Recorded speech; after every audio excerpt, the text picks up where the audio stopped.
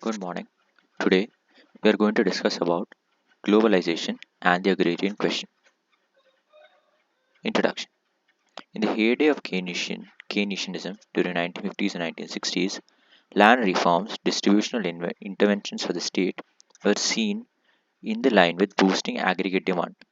Soon, such home market-based state-led capitalist development strategy was replaced by export-led market-led strategy of production. By encouraging agriculture exports in Africa, Asia, Latin American countries, through varieties of policy conditionality based loans, international agencies like IMF, World Bank have emerged a reintegration of the agriculture production with the global markets.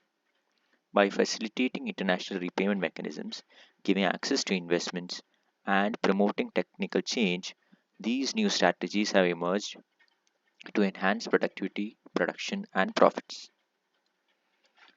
Now, let us look at the issues regarding agriculture in the 20th century. The first key issue is that over the second half of the 20th century, agriculture was effectively decoupled from the problem of capital accumulation. The authors note that capital accumulation is the periphery of today is driven manufacturing and services of the world scale. Capital now globalized connected with transformational capital does not require access to surplus agriculture resources in order to facilitate accumulation. It is therefore no longer needed to reorganize agriculture production. Agrarian transition is no longer the necessary precondition for the development of capitalism. Rather, transitional capital requires the technical capacity to ever more effectively and efficiently allocate resources on a global scale to enhance the surplus value and its realization. The second key issue is implicitly embedded in the first.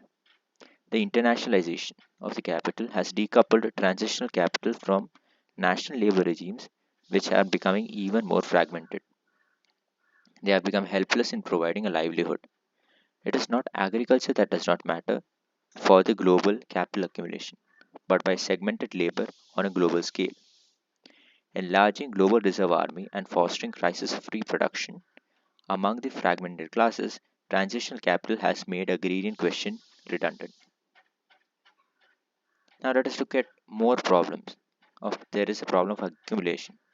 It is derived from the prebegancy theory of socialist primitive accumulation.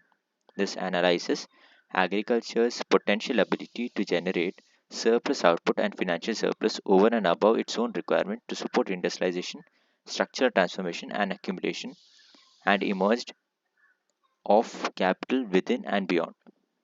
When it comes to the problem of production, this analyzes the extent of capitalist development in the countryside, in the form that it takes and barriers to its development. It looks at the micro political economy issues affecting structural transformation of petty commodity, providing peasant labor into its commodified form through rural labor processes. The agrarian question of class forces. It is argued that here that articulation of forces and relations of production level can take place in complex and multifaceted ways. Such transition is contingent, subject to diversity even on a global level. By implication, it becomes necessary to understand the diverse and uneven ways in which rural production processes are transforming or into capitalist mode of production. This processes must be globalized, contextualized.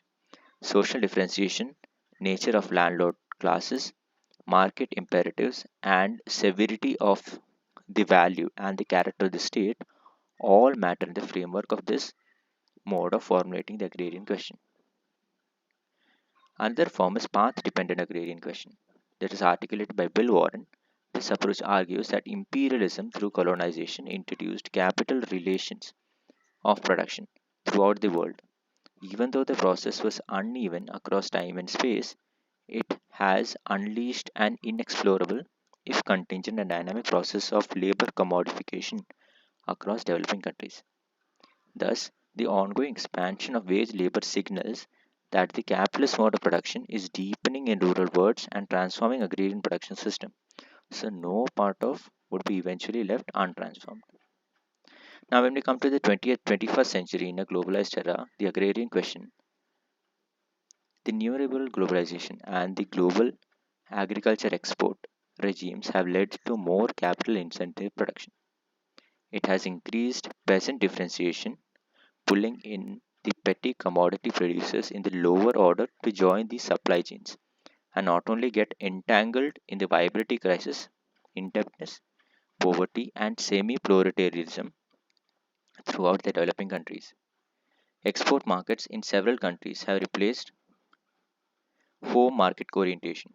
Tropical products such as cocoa, tea, coffee, spices, maize, sugar, and confectionaries, temperate products like milk, cheese, edible oils, animal feeds, fish, seafood, fruits, vegetables, tobacco, coconut, cotton are all linked in global value chains. Global agro-business corporations coordinate the supply chain management through extending back-end infrastructure, cold chains, and contract farming. All this reorientation is aiding rural accumulation among capitalist farms as well as distress among the petty commodity producers. When the capitalist restructures globally, the mobilization of agriculture surplus is being globalized. Despite the ongoing systematic global subsistence crisis of the 21st century, there is not giving to be any death of peasantry, as historian Eric Hosman predicted. There are several trends of decollectivization and repeasantization in post socialist countries like Vietnam, Central Asia, and on the other hand, and semi proletarianization and fragmentation without full polarization on the other market. All these represent a reconfiguration of livelihoods, increased world farm production, deepening market imperative, and a law of value across world capitalist economy under neoliberal globalization and expanded commodification of natural resources under global restructuring of the farm production. This has raised several political questions on the agrarian front, which are all connected with the peasant question. All these aspects of a linear process, but form a dynamic, multifaceted, and contradictory patterns. The agrarian question appear to have lost in the role that it played in the classical transitions in building accumulation, but now the role has shifted in the global industrial capital. This has become apparent the moment the question is reconfigured at the global context. While the process of globalization has brought many and more petty commodity producers into value chains than before, the consequences of differentiation and the populism manifest now in more complex ways. The peasant question has not disappeared but re emerged as a global peasant question with multiple sub questions within it. Thank you and have a nice day.